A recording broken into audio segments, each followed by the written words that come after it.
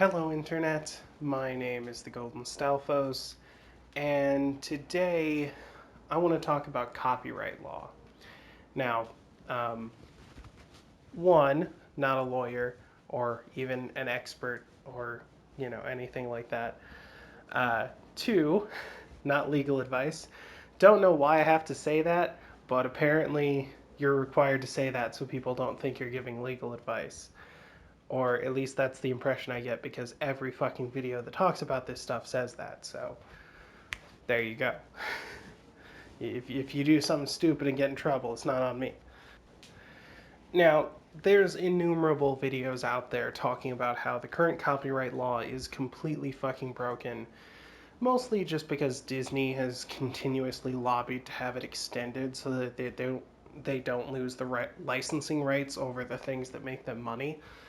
Um, which is a little bit fucked up, but whatever. I mean, seriously though, how much do you think Disney's stock would drop if it was announced tomorrow that copyright law is going back to the way it was 20 years ago and Mickey Mouse is no longer exclusive to them? Like, how fast, you know? But that's exactly why they've lobbied to make it last forever. And you know, there's some problems with that. I mean, for certain things like Mickey Mouse, it doesn't matter. No one needs a Mickey Mouse fanfic, um, and quite frankly, if anyone's really after that, they can find unofficial ones. It doesn't matter. Um, but there are other stories that people really really like and have a lot of potential that wasn't explored by the original author, either because it wasn't what they were going for or because the original author is fucking stupid and missed all of the potential of their setting and characters. Like J.K. Rowling. Uh, I mean, some diehard Potterheads may get mad at me for comments like that, but if you actually read the books, there's like zero characterization and almost no description of the world that makes any kind of sense. And every time she opens her mouth to clarify, it makes it worse. And also, she's a TERF and a terrible person, so I don't give a shit. But yeah, bad writer. Movies were better than the books. Fight me. But a lot of people would like to be able to write their own story about wizard school. And at the moment, they can't because they have to either, make their own entire world that is less stupid than Rowling's, uh, but also will inevitably be seen as a cheap ripoff, even if it's not, and or just never be able to make money or even really publish their work because it's set in her world where she owns it. Um, you know, and the purpose of copyright is so that, if you spend a lot of time and energy coming up with an idea and implementing it, and I mean, like, people who've never written a book don't understand how long it takes to write a book. Like, you are lucky if you can put in 1,000 words a day, I mean, there are some authors out there who are like really dedicated and really good at it and can do, more than that. But I mean, like, it takes years to write even a basic, like, little YA story. Um, and so, and that's just a book, right? The cost and effort goes up exponentially when you elevate to something like a movie that requires actors and lighting people and producers and casting directors and makeup and you know like there's a lot of effort that goes into making a story, and if you're trying to make a living on it, then you need to be able to get a return on investment. So copyright law is supposed to be there to make sure that you can get that, that when you make your product, there's not a shitty knockoff 2 days later by someone who has more resources and gives less of a shit, that steals all your revenue. And if someone does try that, you get to sue the crap out of them. Um, you know, and so that's a big protection for first-time authors, who are trying to make their way, or creatives of any kind, really. Like, you want to have ownership over your world and your characters, and you want to be able to make money on it. And it's reasonable to say that you should be the only one who ever makes money on it because you came up with it. And, you might make a sequel, you might make a dozen sequels, you know? Um, like, most stories only get, like, at most 3, for a trilogy. But there are lots of stories that go on way longer than that. The Wheel of Time is, like, what, 20 books deep now? I have no idea. Um, Dune has at least 7. I don't know the full number. Um, there are 9 Star Wars movies, if you don't count spin-offs. And if you do, there's like 15 or some shit. Um, Fast and Furious has what was the last one that came out? 7, 8? There's a lot. There's too many Fast and Furious movies, et cetera, et cetera. And so, it's reasonable to say that as long as you're still making the story, you should be the only one who's allowed to make money on it. Because it's your story and you're the one putting all the work into it, And it's even reasonable to say that, for a certain period after that, you should still be the only one making money on it so that you can, do other things, right? You shouldn't have to do one story for your entire life. You should be able to do something else for a few years and then come back to it if you feel like it,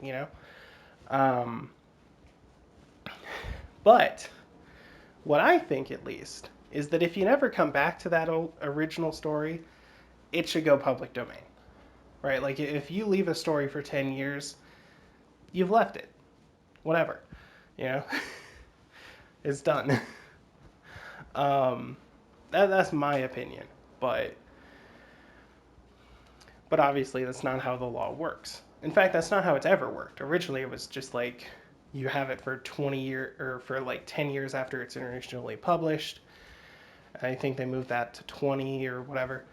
But now it's like 70 years after you die, it's still there, which is absurd. But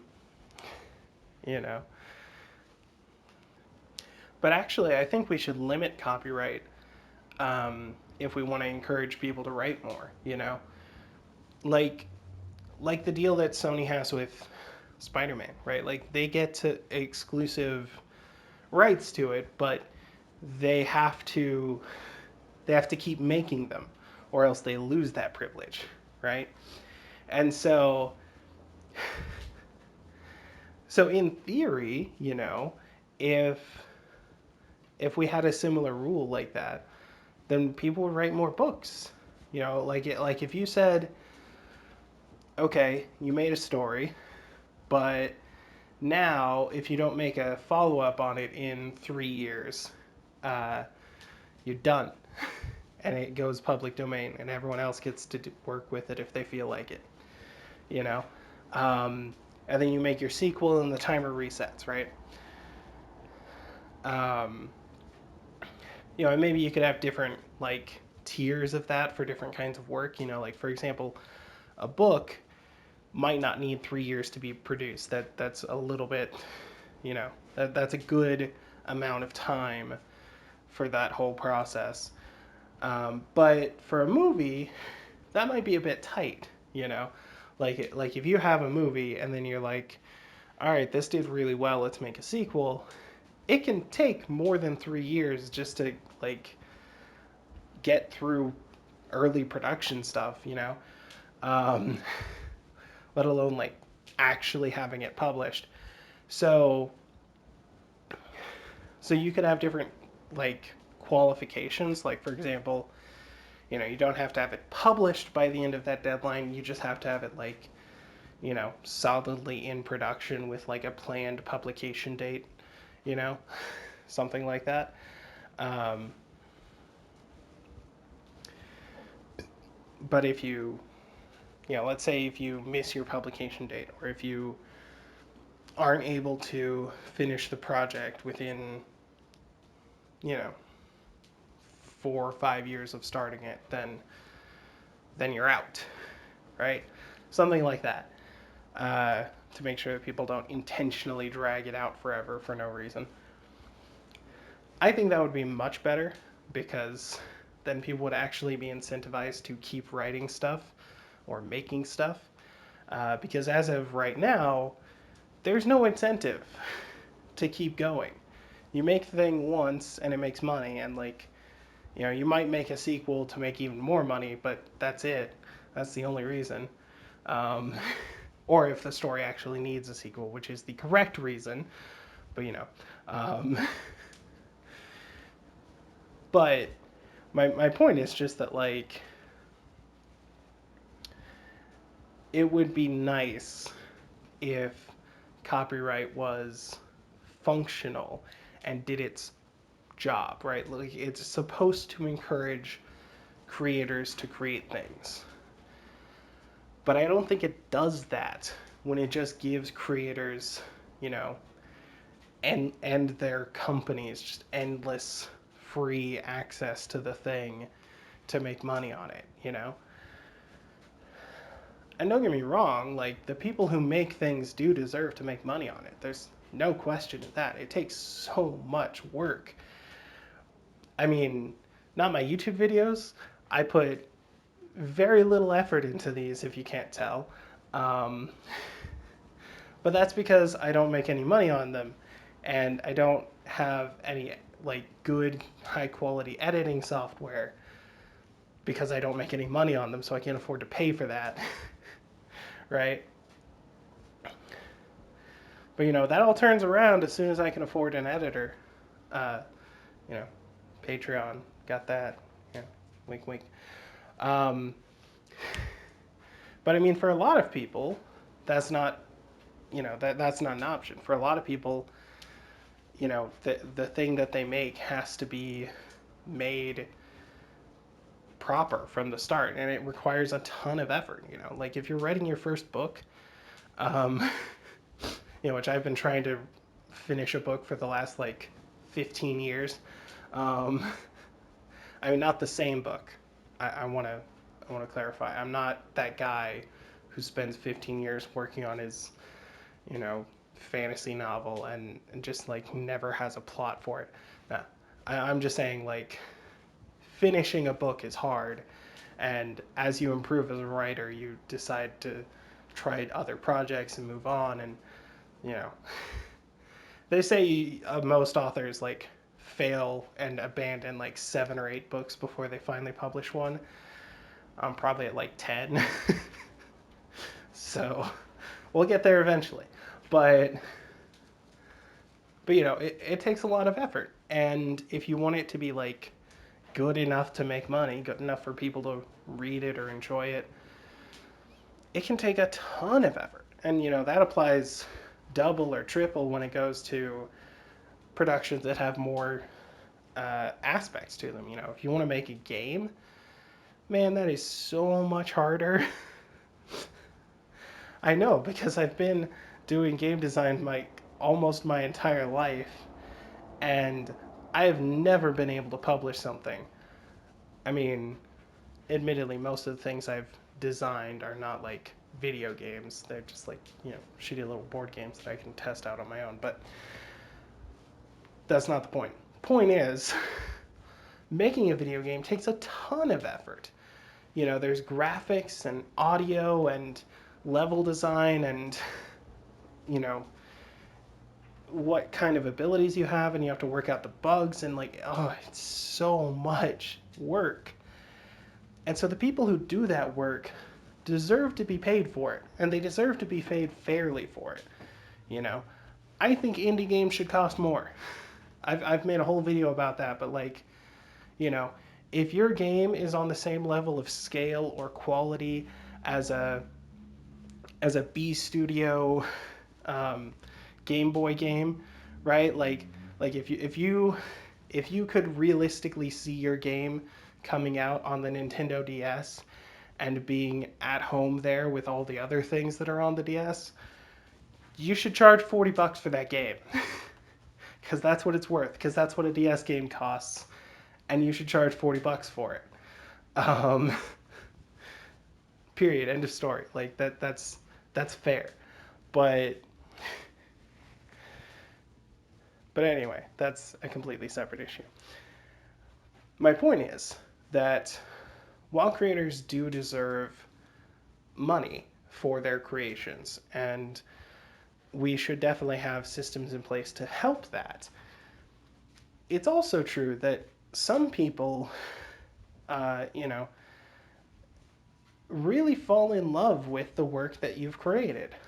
And they really want to be able to do something with that more than they want to do something all new, you know? And this is not limited to, you know, fan fiction. I know fan fiction has like a bad rap, and I'm personally not that into it, but it's not even just limited to that. Like, there are multiple productions of Sherlock Holmes. Like, every year, someone else makes a new Sherlock Holmes thing. And the reason they're able to do that is because it's public domain. And, you know, Sherlock has been around forever, right? Personally, I don't really care for any of the modern Sherlock Holmes stories that I've seen. I mean, the one with Robert Downey Jr. was okay. Uh, like, it did a pretty good job of understanding how Holmes is like completely fucked up and also a physical beast, which are two aspects that are often overlooked. But otherwise, the story was pretty meh. Um, like, a lot of people forget, like, one of the first Sherlock Holmes stories, a man like walks into the room and bends the iron bar over his knee, like for the fire poker, and then Sherlock just like unbends it with his bare hands, just like casually, without even while he's talking. He just like without breaking stride, just whoop. And so yeah, people forget about that. I don't know why, but you know, there are lots of Sherlock Holmes stories, and some of them are ridiculous. Like, some of them involve him traveling to the future. Like, there's this animated cartoon where he travels to like the year 3000 or some shit. There's one where he has a crossover with Van Helsing because that's also public domain, right? Um, like, it's so much stupid shit. But the reason they can do that is because it's public domain. And the reason that people enjoy those things is because the people who like the character and the setting took that and made it their own, you know, put it out there for other people to enjoy, and people did enjoy it, you know? And I think that's cool. You know, like I think it's really cool that there can be two competing versions of Sherlock Holmes on television, one in America and one in the UK, at the same time, and they both have followings for different reasons. Um, you know, and I mean, I think Doyle would be spinning in his grave because he hated that character, but it's hilarious, so I don't care. Um, and that's cool. And I wish we could do that with more things, you know? Like, I wish we could have done that with Star Wars so that maybe we'd have at least one good one. uh, you know? But we can't. It's not how it is. And, you know, there's lots of stories that have come out, you know, in the last 50 or so years that are really, really good. And we won't be able to use them in anything for another like 80 to 100 years. And that sucks. And that really limits the landscape of writing, you know? And like, I think it's kind of a good thing to not have too many of the same stories. Like I said, I don't really care for most of the Sherlock Holmes adaptations. You know, like for example, the BBC adaptation tried to like keep all of the plot the same, but just like adapt it to modern tech stuff. But then like, and then one of them made Moriarty like a female love interest for some reason. I can't remember which one it was. I didn't really watch either of them, but but to me, you know, to a certain extent, having two Sherlock Holmes shows at the same time is a little bit much, especially since that was also around the same time we got those RDJ movies. And I'm like, so there's three different legal, currently published, like, timelines, versions. I don't even know what to call them at this point. And and everyone's fighting about which one they like best, and I'm just over here like, man, none of these are as good as the original books, but okay. You know? Well, and even the books aren't original. The books are adapted from the magazine shit, but I mean, those magazines don't exist anymore. Only the books do. So, whatever. It's surprising how many old books were originally serialized. You know, like, it's hard to read A Picture of Dorian Gray and imagine it as a serial because it's not episodic at all, you know? It's just like, huh?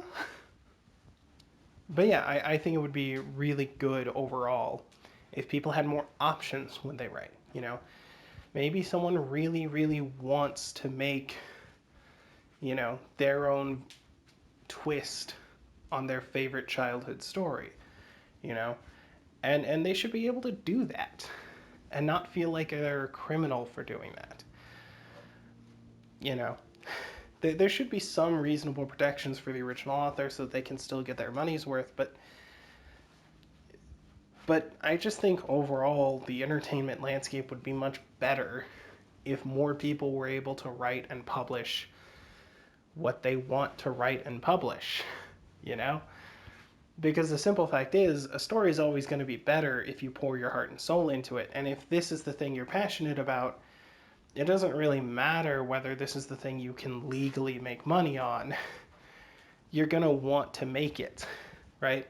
And a lot of people started off with, you know, fan fictions, some of them not even good ones, and, you know, just changed the names and published it anyway. And it worked, right? Like, the most famous example is that 50 Shades was a Twilight fanfic before it got published. And obviously, both of those stories have been widely panned by anyone who knows what writing is. But still, like, a lot of people got enjoyment out of those stories. And for those people, they're better off having both of those stories. And they wouldn't have the second one if there wasn't like this weird loop around for the copyright law, which is completely dumb. But there you go. And so, you know, maybe we should have more stories that follow that model, that, you know, do something with an existing story and make it good. And, you know, I mean, 50 Shades isn't good, and I would actually argue it's even worse than Twilight, but, you know, that's not the point. The point is that it was made, and that's a model that could be used for other stories, but shouldn't have to be used, right? Like, you shouldn't have to say, oh, it's not technically Star Wars, it's totally its own thing. Like, no, if you want it to be Star Wars, it should be Star Wars. Fuck Disney. But But of course, Disney's lobbyists won't agree with that. uh, so yeah, that's my opinion. Um, anyway, let me know in the comments down below how you feel about copyright law and what you think should be done. You know, and yeah, thanks for watching. I'll see you in the next live. Laters. Hey, thanks for watching the video.